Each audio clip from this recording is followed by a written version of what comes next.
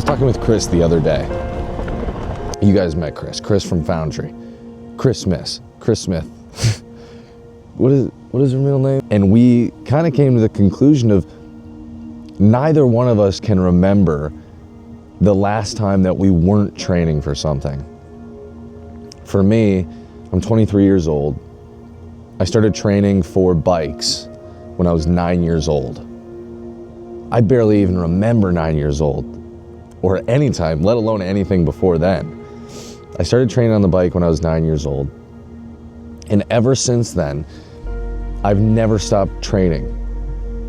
Even if there was a span of time where I didn't have an outlet for the training in a competitive sense, I still had a goal in mind that I wanted to work towards, whether that was a look that you're trying to achieve, or more so for me, a physical performance, a strength, aerobic performance.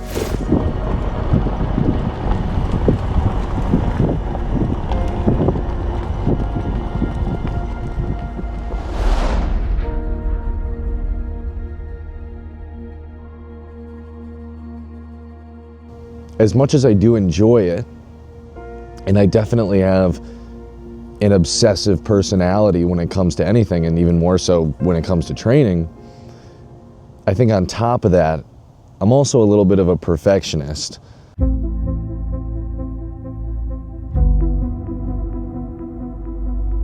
And they are locked on that goal in mind.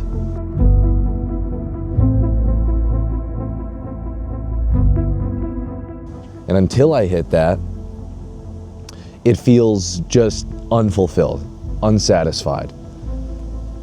So I'm gonna keep training. And as you progress more and more, you're gonna raise the bar higher and higher. Well, I did hit this, but I think I could have gone a little bit faster. So I'm gonna keep doing it. And this is why I think anybody should work out in general. I'm not saying you have to train hours a day, but it is inherently uncomfortable to work out. Even if you're doing lighter workouts, it's definitely not sitting on a couch. And if you're training with intention, the workouts are really strenuous. They're really hard. If you can sit there with no external motivation of, this is my livelihood and I have to do it. There's nothing about it that's mandatory. It is completely voluntary. In today's world, it is completely voluntary. You do not have to work out. So if you can still sit there nearly every single day, go commit yourself to a very uncomfortable hour and a half, whatever it might be of training, I think there's power in that.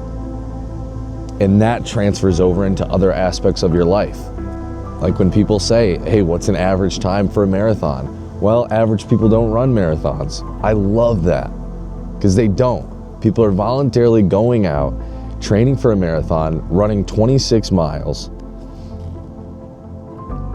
So above all this, as much as of course, I'm obsessed over it, it's something, I don't know anything else. All I've ever done is train.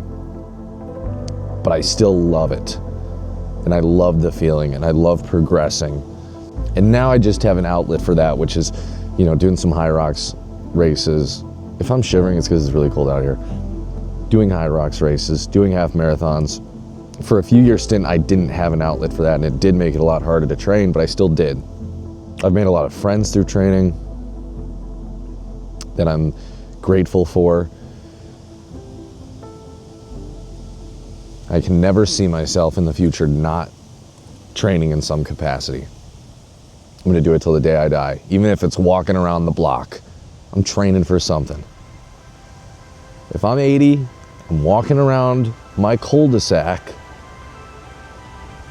with some fresh running shoes on at a 17-minute mile pace. That's still training. Don't underestimate even small movement and how impactful that can be.